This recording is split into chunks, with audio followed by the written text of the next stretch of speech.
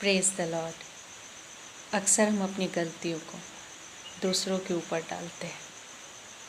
ये हमें विरासत में मिली है, हमारे खून में है ये, दूसरों पर दोष लगाना और अपने आप को बचाना।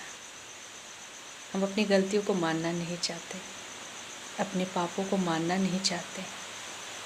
हम निर्दोष बने रहना चाहते हैं, लेकिन निर्दोष बनने के लिए जो कीमत होती है उसे हम चुकाना नहीं चाहते। हम सिर्फ चाहते हैं कि हम अच्छे तो बने रहें दूसरों की नज़रों में, लेकिन अपने अंदर इस अच्छाई को ग्रहण नहीं करते। हम दूसरों पर दोष लगाते हैं ताकि हम अपने आप को सही साबित कर सकें, ताकि अपने आप को हम साफ, बेगुनाह और मासूम बता सकें। हम अपने कार्यों की जिम्मेदारी खुद पर नहीं लेते और उसके लिए किसी और पर निशाना लगाते हैं, और हम ये बताने की कोशिश करते हैं कि क्यों मैंने ये कार्य किया, मेरे क्या कारण थे, किस वजह से मैंने इस पाप को या इस गलती को किया। मैं इसमें भागीदार नहीं हूँ, मेरी बहुत कम गलती है, सामने वाले की गलती ज़्यादा है। उसने मुझे प्रेरित किया, उसने मुझसे गलत काम करवाया। लेकिन परमेश्वर हमारे हृदय को देखता है, वो हमारे मन के हर एक विचारों को जानता है। परमेश्वर की इच्छा है कि हम अपनी गलतियों को मानें, उसकी पूरी जिम्मेदारी हम अपने ऊपर उठाएं और अपनी गलतियों को परमेश्वर के सम्मुख रखें और मान लें। परमेश्वर दंड देने नहीं आया, लेकिन वो तो हमें अपने पापों से छुड़ाने आया है। वो चाहता है कि हम अपनी गलतियों को स्वीकार कर लें, ताकि परमेश्वर हमारे लिए उपाय कर सके। वो हमें माफ़ करने के लिए तैयार है, लेकिन हम अपनी छोटी छोटी गलतियों को भी इतना विशाल बना देते हैं और सोचते हैं हम क्यों इसकी जिम्मेदारी उठाएं।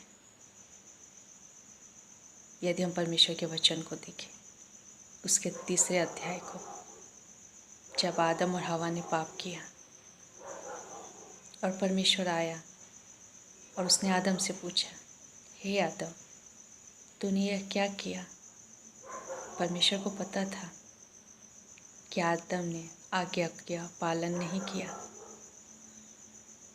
वो जानता था, पर परमेश्वर चाहता था कि आदम इस बात को स्वीकार कर ले, मान ले और परमेश्वर की माफ़ी को प्राप्त करे।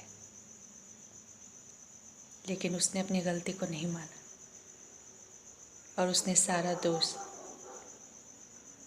हवा के ऊपर लगा दिया, अपनी पत्नी के ऊपर लगा दिया और परमेश्वर से कहा, जिस स्त्री को तूने मेरे साथ रहने के लिए दिया, उसी ने मुझसे ये पाप करवाया। और जब परमेश्वर हवा के पास आता है और उससे पूछता है, यह तूने क्या किया,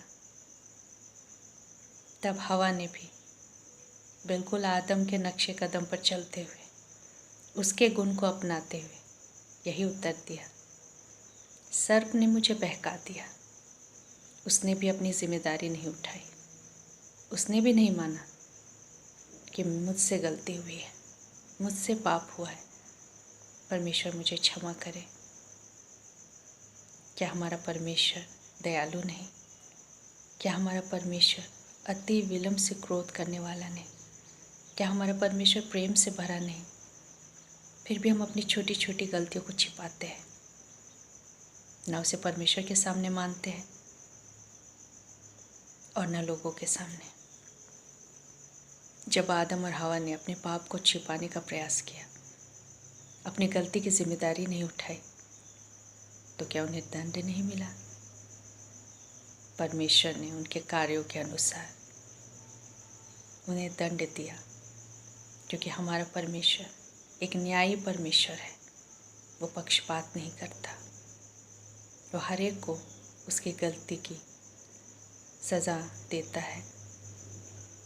लेकिन परमेश्वर ने उपाय भी किया कि यदि हम अपने पापों को, अपनी गलतियों को परमेश्वर के सम्मुख मान लेते हैं तो वो हमें उस पापों से शुद्ध करता है, हमें माफ़ करता है।